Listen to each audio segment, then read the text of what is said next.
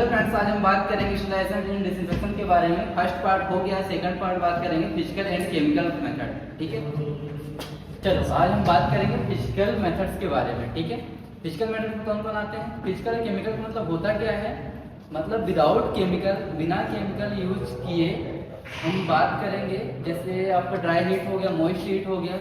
Heat में अलग अलग होते हैं, red hot, flaming, incineration, hot air oven, इसमें आएंगे फिजिकल्स में। ठीक है, और केमिकल्स में इसमें सारे केमिकल्स यूज करते हैं। ठीक है, फिजिकल्स में क्या करते हैं? सनलाइट हो गया, हीट हो गया, ड्राई हो गया, ड्राई हीट हो गया, मॉइस्ट हीट हो गया। हीट में दो होते हैं, ओजोन, फिल्ट्रेशन, रेडिएशन होते हैं। ठीक है, इसके बाद हम बात करेंगे केमिकल्स के बारे में। Alcohol, aldehyde, phenol, halogen. इसके बाद ऑक्सीडाइजिंग एजेंट हो गया, साल्ट, सरफेस एक्टिव एजेंट हो गया और साल्ट्स हो गया। ठीक है, वेपर्स, फेज, डिसइंफेक्टेंट भी होता है इसमें। ठीक है, अब एक एक करके समझते हैं। पहला है अपना सनलाइट, फिजिकल में आ जाएगा सनलाइट। ठीक है, सनलाइट जो भी रिवर्स होते हैं, लेग्स होते हैं, जो टैंक्स होते हैं बड़े बड़े, उनको स्टरलाइज करने के लिए कोई भी केमिकल, कोई भी ऐसे डिसइंफेक्टेंट यूज नहीं करते हैं। वो डायरेक्टली सनलाइट से ही स्टरलाइज होते हैं। ठीक है, डिकंडम उसको सनलाइट से ही करते हैं। इसमें बताया गया है sunlight has an active germicidal effect due to its contact of ultraviolet ray. जो भी उससे अल्ट्रावायलेट रे निकलती है, उससे क्या करते हैं अपन? उसको स्टरलाइज करते हैं। ठीक है, हीट में आता है ड्राई हीट, मॉइस्ट हीट। ठीक है, heat is the most reliable commonly employed method of sterilisation. ये बहुत ही कॉमनली मेथड्स होता है, जिसमें दो मेथड्स होते हैं, मॉइस्ट और ड्राई होते हैं। ड्राई में कौन सा आते हैं? जो कि दोनों फिजिकल ही होते हैं, लेकिन मॉइस्ट में मॉइस्चर रहता है, मतलब नमी रहेगा, और ड्राई में पूरा ड्राई रहेगा। जैसे आपका हो गया हॉट एयर ओवन हो गया। ठीक है, इस टाइप से जो हो गए सारे ड्राई हीट्स में आ जाएंगे। और मॉइस्ट में हो गया ऑटोक्लेव हो गया, उसमें मॉइस्चर रहता है, पूरा नमी रहता है, लेकिन टेम्परेचर उसको बढ़ा दिया जाता है, जिसमें क्या होता है? डीएनए के इलेक्ट्रोलाइट्स और उसके प्रोटीन्स वगैरह उसमें डैमेज हो जाते हैं, ताकि बैक्टीरिया के चलने की क्षमता, उसके इफेक्ट करने की, इन्फेक्शन फैलाने की क्षमता पूरी खत्म हो जाती है। ठीक है, ड्राई हीट में क्या करते हैं? Dry heat kill the organism by denaturation of bacterial proteins, oxidative damage and by toxin protein level of electrolytes. इसमें क्या होते हैं? बैक्टीरिया के प्रोटीन्स होते हैं, इलेक्ट्रोलाइट्स होते हैं, पूरा डैमेज हो जाते हैं, जिसके कारण सारे बैक्टीरिया की इफेक्ट करते हैं, जो इन्फेक्शन फैलाते हैं, उसकी कैपेसिटी पूरी खत्म हो जाती है, मतलब वो डिस्ट्रॉय हो जाती है। ठीक है, उनके जो न्यूक्लिक एसिड होता है, कौन सा पाया जाता है? डीएनए होता है, डीऑक्सी राइबो न्यूक्लिक एसिड होता है, जेनेटिक मटेरियल पाया जाता है डीऑक्सी राइबो न्यूक्लिक एसिड। ठीक है, moist heat, dry heat, moist heat, दोनों का काम एक ही होता है। दोनों प्रोटीन का डिनेचुरेशन होता है, उसमें टॉक्सिन प्रोड्यूस होता है, जो कि क्या करता है? उसको खत्म कर देता है, उसके डीएनए मॉलिक्यूल्स को, जो कि ना तो वो डबल फॉर्म बना पाएगा, ना डॉटर सेल बना पाएगा, ना तो इफेक्ट कर पाएगा। ठीक है, बस डिफरेंस यही है कि ड्राई हीट क्या होता है? पूरा ड्राई रहता है, मॉइस्ट में मॉइस्चर रहता है, उसमें नमी रहती है, बस टेम्परेचर बढ़ा के उसको खत्म किया जा सकता है। ठीक है, ड्राई हीट की बात करें, इसमें चार टाइप के होते हैं। रेड हॉट होता है, फ्लेमिंग, इंसिनरेशन और हॉट एयर ओवन। ठीक है, इसमें एक एक समझते हैं। पहला होगा रेड हीट, इनोकुलेटेड वायर और loop tip of forceps and needle. जितने भी सारी चीजें हैं, इनको किससे करते हैं? ड्राई हीट से करते हैं। इसमें रेड हॉट में अगर इसको स्टरलाइज करना है तो उसके पार्ट्स को पूरा रेड बना देते हैं। ठीक है, जैसे पहला बैक्टीरियोलॉजिकल लूप, इसको इनोकुलेटेड वायर लूप भी बोलते हैं। ठीक है, इसको क्या करते हैं? पूरा रेड बना देते हैं। इसके बाद क्या होता है? स्टेट वायर को भी पूरा रेड कर देते हैं। इसके बाद क्या करते हैं? फॉर्सेप होता है, उससे अगर आपको पकड़ना रहता है कुछ स्लाइड्स वगैरह, क्या करते हैं? उसके लिए उसके टिप को क्या करते हैं? पूरा रेड हॉट करके उसको स्टरलाइज करते हैं। ठीक है, चलो नेक्स्ट, चलो फ्लेमिंग की बात करते हैं। फ्लेमिंग में क्या होता है? Material are passed through the flame of Bunsen burner without allowing them red hot. इसमें क्या होते हैं? बिना रेड किए फ्लेम में उसको पास करते हैं। जैसे आपको स्लाइड में कोई स्मेयर बनाना है तो क्या करते हैं? उसके पहले आपके स्लाइड में चिपके हुए मटेरियल्स होते हैं, ऑर्गेनिज्म होते हैं, उसको हटाने के लिए क्या करते हैं? फ्लेम के द्वारा, उसके फ्लेम के थ्रू पास करते हैं। ठीक है, ग्लास स्लाइड, स्कैपर्स हो गया, माउथ आप टेस्ट ट्यूब। टेस्ट ट्यूब में क्या करते हैं? कुछ भी आप बायोकेमिकल रिएक्शंस लगा रहे हो, कुछ भी आप केमिकल रख रहे हो, उसके पहले क्या करते हैं? उसके माउथ को पूरा क्या करते हैं? डिकंटाम करते हैं बाय फ्लेमिंग। ठीक है, चलो अगला बात है इंसिनरेशन। इंसिनरेशन में क्या होता है, एक इंसिनरेटर मशीन होती है। Incineration is the process of burning biohazard. जितने बायोहजार्ड बड़े मटेरियल्स होते हैं उसको डिकंडम करने के लिए क्या करते हैं, इंसिनरेटर का यूज करते हैं। ठीक है, टेम्परेचर इसका हाई करने के बाद क्या करते हैं, कंटामिनेशन को उसको हटाते हैं। इंस्ट्रूमेंट्स वगैरह हो गए, इसका यूज करते हैं सॉइल ड्रेसिंग के लिए, एनिमल कार्सिसेस के लिए, जो टिश्यू वगैरह में कल्चर करते हैं अपन उसको, डेथ बॉडी वगैरह क्या करते हैं उसको इंसिनरेटर में ही उसको स्टलाइज करते हैं। पैथोलॉजिकल मटेरियल हो गए, बेडिंग्स हो गए। ठीक है, इस टाइप के मटेरियल्स को अपन इंसिनरेटर में ही यूज करते हैं, जो कि बायोहजार्ड में आते हैं। ठीक है, अगला बात करते हैं हॉट एयर ओवन, जो कि बहुत ही इंपॉर्टेंट है। इसमें क्या होता है, it is the most widely used method style, बहुत ज्यादा ये यूज होने वाला मेथड होता है हॉट एयर ओवन। ठीक है, द ओवन ये इसमें क्या होता है, पूरा इलेक्ट्रिकली फिटेड होता है। ठीक है, इसमें क्या होता है, एक फैन होता है जो कि पूरे चेंबर में गर्म हवा, जितने भी इसमें 160 डिग्री सेंटीग्रेड होता है, पूरे चेंबर में गर्म हवा सर्कुलेट करता है। ठीक है, इसके बाद क्या होता है, it is also fitted in thermostat. इसमें थर्मोस्टेट भी होता है जो क्या करता है, उसका अंदर का टेम्परेचर बताता है कि आपका टेम्परेचर इतना है।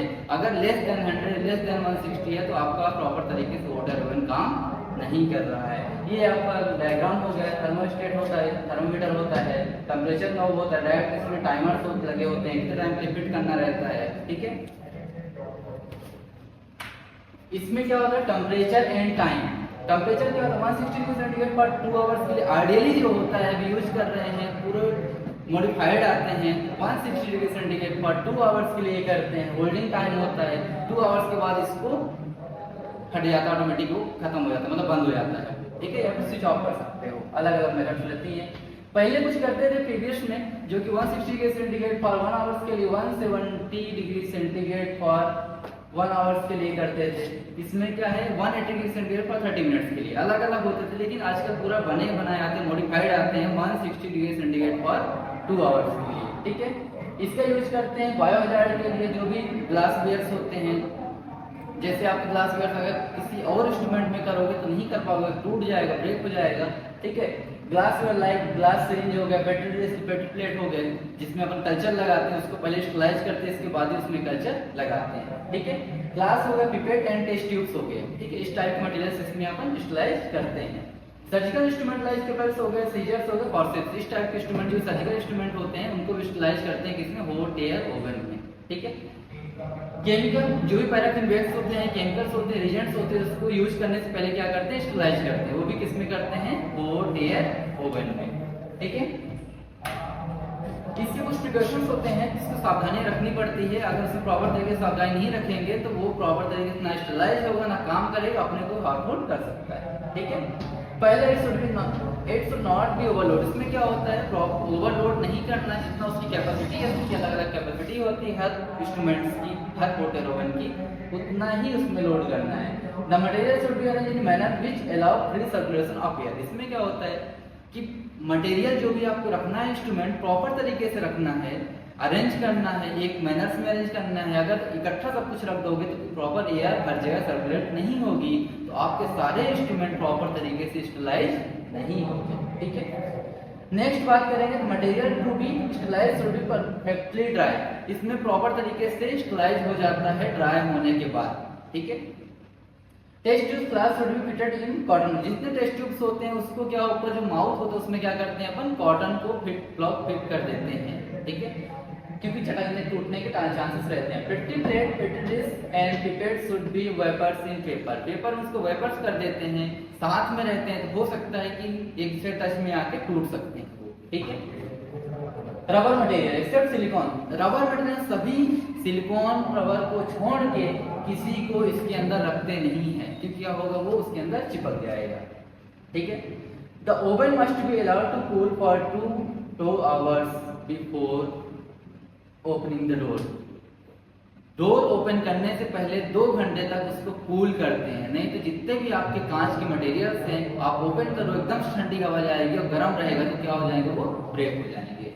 ठीक है, इंस्टॉलेशन कंट्रोलिंग। कंट्रोल क्या होता है, इसमें ये बताता है कि आपका हॉट एयर ओवन प्रॉपर तरीके से काम कर रहा है कि नहीं कर रहा है। ठीक है, वो चेक करने के लिए अपन क्या करते हैं, कंट्रोल लगाते हैं। ठीक है, हो सकता है आप इंस्ट्रूमेंट रख दिए हो, आपकी स्टलाइज नहीं हुआ है, प्रॉपर्टी कंडम नहीं हो पाया, क्योंकि आपका ऑटो हॉट एयर ओवन ही प्रॉपर तरीके से काम नहीं कर रहा है, ठीक है।